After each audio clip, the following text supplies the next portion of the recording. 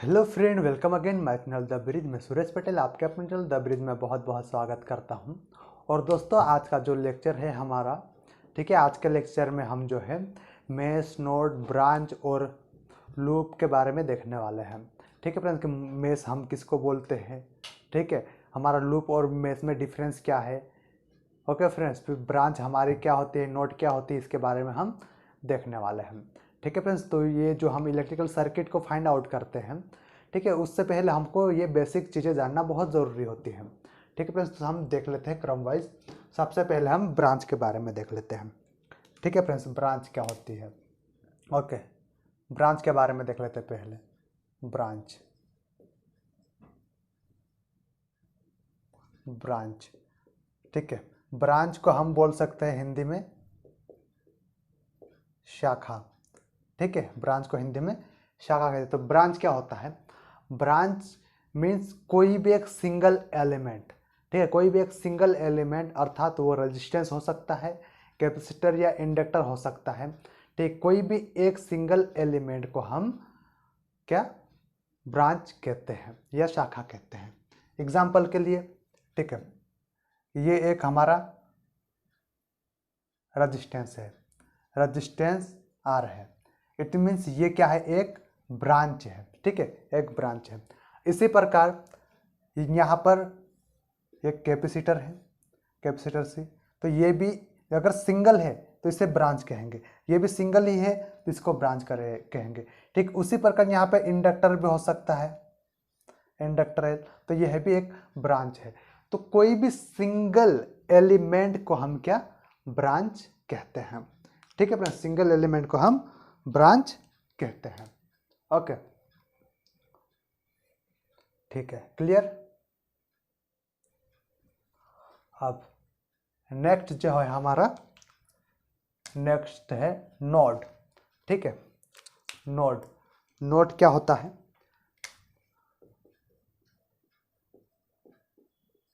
Node, ठीक है, node क्या होता है हमारा, दो या दो से अधिक ब्रांच।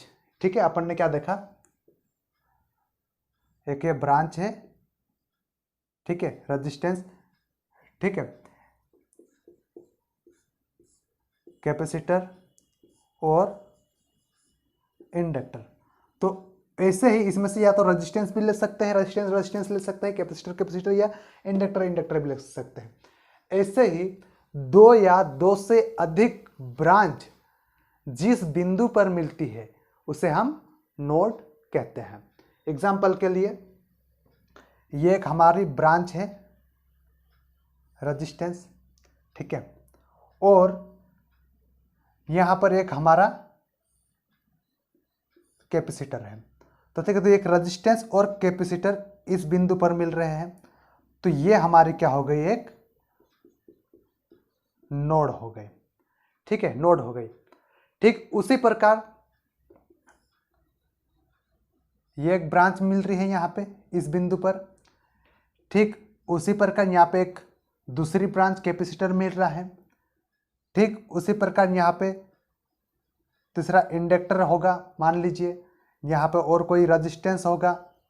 तो दो या दो से अधिक कितनी भी ब्रांच हो सकती है, या पर दो से कम नहीं। ठीक है, दो से एक हो जाएगी तो वो तो ब्रांच ही रहेगी। ठीक है, नोड के लिए मिनिमम दो ब्रांच की रिक्वायर्ड है कि किसी एक बिंदु पर मिले, जैसे कि ये। ठीक है, तो दो या दो से अधिक ब्रांच जिस बिंदु पर मिलती है उसे हम नोड कहते हैं। ठीक है, ये रेजिस्टेंस है, ये इंडक्टर एल है, ये कैपेसिटर है और ये रेजिस्टेंस है। तो ये चार ब्रांच हो गई, एक ब्रांच ये हो गई। ठीक है, branch number 1, branch number 2, branch number 3 और ब्रांच नंबर 4। तो ये चार ब्रांच हो गई, इसमें दो ब्रांच है, ब्रांच नंबर 1 और ब्रांच नंबर 2। ठीक है, तो वैसे ही दो या दो से अधिक ब्रांच जिस बिंदु पर मिलती है उसको हम क्या कहते हैं, नोड कहते हैं। ठीक है, नोड कहते हैं। क्लियर। ओके, अब ये जो हम पॉइंट डिस्कस कर रहे हैं इनको डायरेक्टली एग्जाम में भी पूछ लिया जाता है। ओके फ्रेंड्स, और बहुत से जगह पे कंफ्यूज हो जाते हैं हम कि भैया नोड किसे कहाँ पे बनती है, कौन सी होती है। ठीक है, और दूसरी बात, एक बात और ये आपको ध्यान रखना है, यदि आपको इस प्रकार का दे दिया जाए, ठीक है, ये ए बिंदु है, ठीक है, ये ए पॉइंट है और ये बी पॉइंट है, तो क्या ये ब्रांच है या नहीं? तो ये कोई भी ब्रांच नहीं है, ये ब्रांच नहीं है, क्योंकि ब्रांच किसको कहते हैं? एलिमेंट होना चाहिए, वो कोई भी एलिमेंट होना चाहिए, जैसे कि रेजिस्टेंस, इंडक्टर, कैपेसिटर, ठीक है, ये ब्रांच नहीं है। ओके फ्रेंड, वैसे ही अगर यहाँ पे आपको बोल दिया जाए, ठीक है, आपको कंफ्यूज करने के लिए आपको बोल दिया गया कि एग्जाम में ये ए टर्मिनल है, ये बी टर्मिनल है और ये रेजिस्टेंस है और ये सी टर्मिनल है, ठीक है, ये रेजिस्टेंस है, रेजिस्टेंस आर और ये सी टर्मिनल, तो बताइए इसमें कितनी ब्रांच है? तो इसमें केवल एक ही ब्रांच है, ठीक है, एक ही ब्रांच है ये, ठीक है, ये तो सिर्फ हमारा कंडक्टर है, ठीक है, इसमें या फिर अगर कैपेसिटर या इंडक्टर या रेजिस्टेंस होता तो दो ब्रांच होते हैं, ठीक है फ्रेंड्स। ठीक उसी प्रकार हमको कंफ्यूज करने के लिए दूसरा क्वेश्चन किस प्रकार से पूछ लिया जाता है हमको, ठीक है, उसको भी देख लेते हैं हमको डायरेक्टली इस प्रकार पूछ लिया जाता है, यहाँ पर ये ए टर्मिनल हो गया, ये बी टर्मिनल हो गया और यहाँ पे कैपेसिटर दे दिया सी टर्मिनल, तो हमको पूछेगा कि ये नोड है या नहीं, यस और नो, तो क्या यहाँ पर जो है हमारा नोड नहीं है? अगर क्यों? क्योंकि यहाँ पर अगर कोई ब्रांच होती और यहाँ पे ब्रांच होती तो दो ब्रांच को मिलने से नोड बनता, लेकिन यहाँ पे कोई ब्रांच नहीं है, केवल एक ही ब्रांच है, ये ओनली कंडक्टर है, तो यहाँ पर कोई भी नोड नहीं है, ये केवल एक ब्रांच है। ओके फ्रेंड्स, अब ठीक है, नोड तक हो गया, अब हमारा बचा है लूप और मेश, ठीक है फ्रेंड्स, लूप और मेश को आप नोट डाउन भी करते जाइएगा ताकि आपको इन चारों पॉइंट में कोई भी कंफ्यूजन ना रहे। ओके फ्रेंड्स, अब हम देखने वाले हैं लूप, ठीक है, लूप। लूप क्या होता है हमारा? कोई भी बंद पाथ, कोई भी इलेक्ट्रिकल बंद पाथ को हम लूप कहते हैं, ठीक है, कोई भी सर्किट में जो बंद पाथ होता है उसे हम लूप कहते हैं। एग्जाम्पल के लिए ये पॉजिटिव टर्मिनल है, ये नेगेटिव टर्मिनल है, ठीक है, ये एक रेजिस्टेंस लगा है, ये एक रेजिस्टेंस लगा है, ये रेजिस्टेंस आर है, ठीक है, और ये रेजिस्टेंस R1 R2, ठीक है, और ये वोल्टेज सोर्स। ओके फिर, तो ये क्या है? हमारा एक बंद सर्किट है, बंद पाथ है, तो ये हमारा क्या हो गया? एक लूप हो गया, ठीक है, ये हमारा एक लूप हो गया। तो कोई भी बंद सर्किट को हम क्या कहते हैं? लूप कहते हैं, ठीक है। तो एग्जाम्पल के लिए देख लेते हैं हम,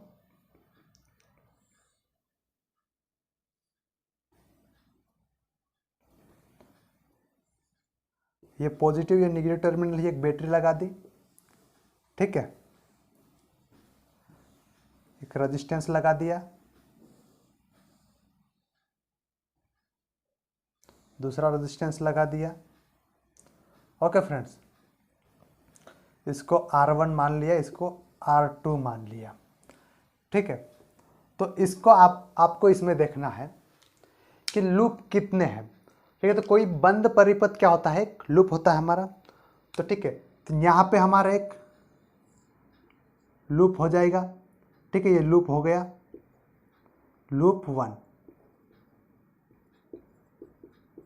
लूप 1 एक ये हो गया बंद परिपथ। वैसे ही एक हमारा ये यहाँ पर भी बंद सर्किट बन रहा है, तो ये हमारा लूप सेकेंड हो गया, ठीक है।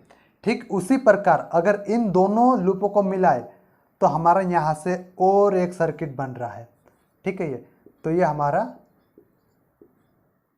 लूप 3 हो जाएगा, ठीक है। तो ये 3 लूप है, इनमें भी एक वेरिएंट है, इसमें टोटल नंबर ऑफ लूप पूछेगा आपको, टोटल नंबर ऑफ लूप बोलेगा। अगर ऐसा सर्किट दे दिया और ये आपको पूछ लिया कि इसमें कितने लूप है, तो आप ऐसे इस टाइप से निकाल सकते हो। तो इसमें कितने लूप है, एक ये लूप हो गया, दूसरा ये, और ये दोनों को मिला के एक तीसरा लूप। तो यहाँ नंबर ऑफ लूप कितने हो गए, 3 हो गए। ठीक है, टोटल लूप 3 हो गए। लेकिन इसी में अगर आपको पूछ लिया जाता है कि इस सर्किट में इंडिपेंडेंट लूप कितने हैं, ठीक है, क्या इंडिपेंडेंट लूप कितने हैं। इंडिपेंडेंट लूप मीन्स कोई ऐसा लूप जिसके अंदर कोई दूसरा लूप ना हो। ठीक है, जिसके अंदर कोई दूसरा लूप नहीं हो, उसे हम इंडिपेंडेंट लूप कहते हैं। तो ये बड़ा लूप है एक, इसके अंदर तो एक ये लूप हो गया, एक ये लूप हो गया, तो ये इंडिपेंडेंट लूप नहीं हो सकता। लेकिन ये लूप 1 है, ठीक है, इसके अंदर कोई दूसरा लूप नहीं है, तो ये एक इंडिपेंडेंट लूप हो गया। और एक ये लूप है, इसके अंदर भी कोई दूसरा लूप नहीं है, तो ये इंडिपेंडेंट लूप हो गया। तो लूप नंबर 1 और लूप नंबर 2 इंडिपेंडेंट लूप है। ठीक है, तो इंडिपेंडेंट लूप बराबर 2 हो गए, और टोटल लूप पूछेगा तो 3 लूप हो गए। ओके फ्रेंड्स, तो अब हमारा बचता है लूप हो गया, अब बचते हैं हमारे मेश। तब हम मेश क्या होती है उसको देख लेते हैं। ठीक है, क्योंकि हमको मेश जो मेथड होता है उसके ऊपर न्यूमेरिकल भी फाइंड आउट करने के लिए दिया आता है कि भैया इस मेथड से आप इस न्यूमेरिकल को सोल्व कीजिए साहब। ठीक है, तो अब हम देखने वाले हैं मेश को। ठीक है, मेश, तो मेश क्या होती है। मेश और लूप में एक माइन्यूट सा डिफरेंस है। ठीक है, इसमें हम ये कह सकते हैं कि सारे मेश जो है लूप होते हैं। ठीक है, सारे मेश जो होते हैं वो लूप होते हैं, लेकिन सारे लूप मेश नहीं होते हैं। उसमें डिफरेंस क्या है वो आपको देखना है। ठीक है, मान लीजिए ये एक सर्किट है, ये पॉजिटिव टर्मिनल नेगेटिव टर्मिनल है, ये रेजिस्टेंस हो गया,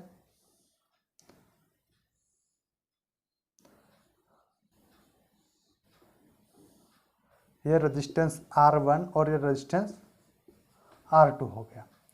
ठीक है फ्रेंड्स, तो इसके अंदर आपको मेश पूछा जाए, अगर मेश पूछा जाए तो मेश इसमें 2 रहेगी। ठीक है, क्यों, मेश 1 और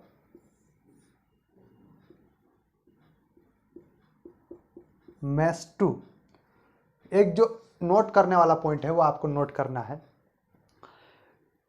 जो लूप जो होता है एक लूप के अंदर दूसरा लूप हो सकता है। जैसे कि हमने देखा था कि पहले एक मेन लूप था, उसके अंदर 2 लूप थे। ठीक है, टोटल नंबर ऑफ लूप 3 थे। लेकिन लूप के अंदर लूप हो सकता है, लेकिन मेश के अंदर कोई भी लूप नहीं होता है। ये भले लूप के समान ही होता है, लेकिन मेश के अंदर कोई भी लूप नहीं होता है। अर्थात मेश वह होती है जिसके अंदर कोई लूप नहीं, मतलब ये लूप है, इसके अंदर कोई लूप नहीं होना चाहिए। ठीक है, कोई एक ही लूप रहेगा, उसके लूप के अंदर लूप नहीं रहेगा, जिसको हम मेश कहते हैं। और कोई लूप हो, एग्जाम्पल के लिए एक ये लूप है, ठीक है, ये लूप है, ठीक है, लूप 1 है। इस लूप के अंदर और लूप दूसरा हो सकता है, लूप नंबर 2, जिसको हम लूप कहते हैं। ठीक है, ये सिंगल लूप भी हो सकता है। लेकिन जो मेश होती है, मेश के अंदर कोई भी लूप नहीं होता, आई मीन कोई भी इसके अंदर लूप नहीं होता, ये सिंगल ही होता है। लेकिन लूप के अंदर लूप हो सकता है, लेकिन मेश के अंदर लूप नहीं होता है। तो इसमें डिफरेंस ये है कि आप ये लिख सकते हो कि जो सारे मेश है लूप हो सकते हैं। ठीक है, क्योंकि जो सारे मेश जो है, ये मेश और लूप एक जैसे होते तो सारे मेश लूप हो सकते हैं। लेकिन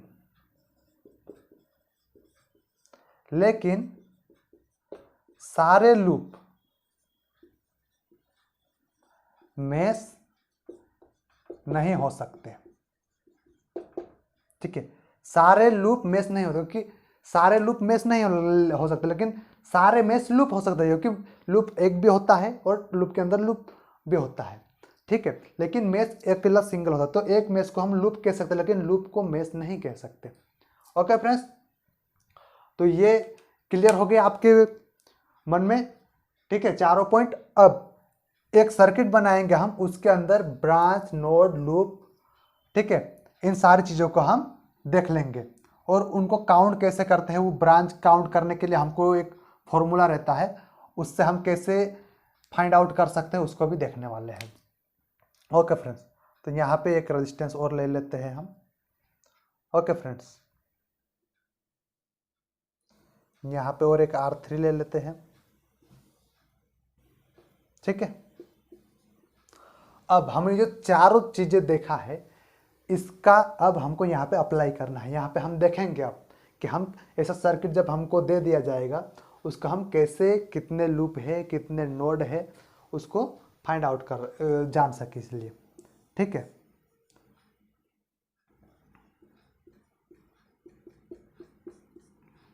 ओके फ्रेंड्स, तो अब मान लीजिए हमको एग्जामिनर ने पूछ लिया कि दिए हुए सर्किट में ये आर, इसको R4 मान लेते हैं अपन, ठीक है। उसने हमको पूछ लिया कि भैया इसमें ब्रांच कितनी है, ठीक है,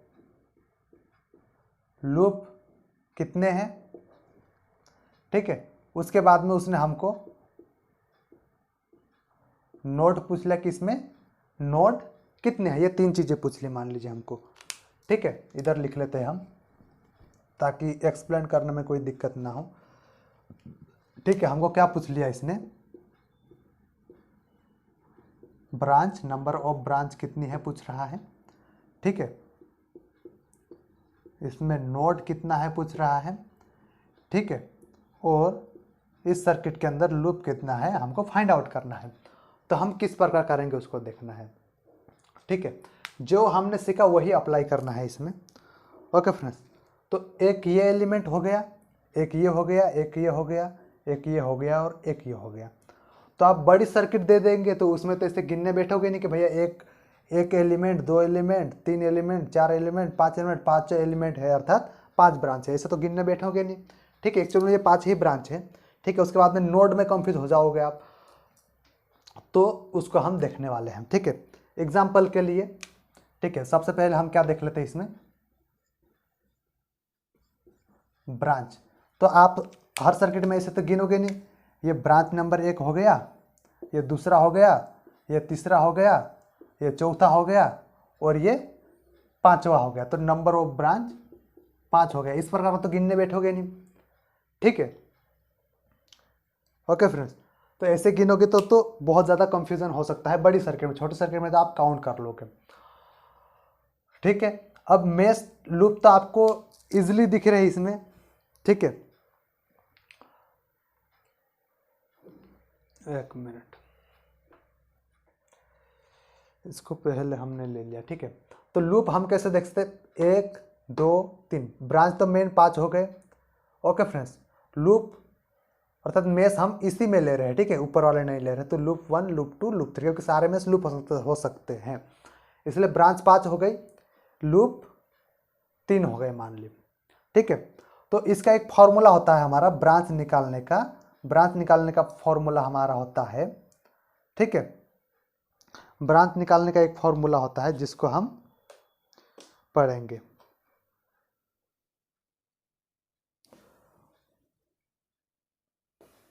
loop plus number of node minus 1, ठीक है। ये फॉर्मूला होता है, ये फॉर्मूला डायरेक्टली पूछ भी ले जाता है हमको, ठीक है, कि ब्रांच निकालने का फॉर्मूला। तो ब्रांच निकालने के लिए हम number of loop, number of node और -1 कर देते हैं, तो उसके बाद में हमारा नंबर ऑफ लूप निकल के आता है। अब इसमें नोड कितने हैं वो देखना है हमको, ठीक है।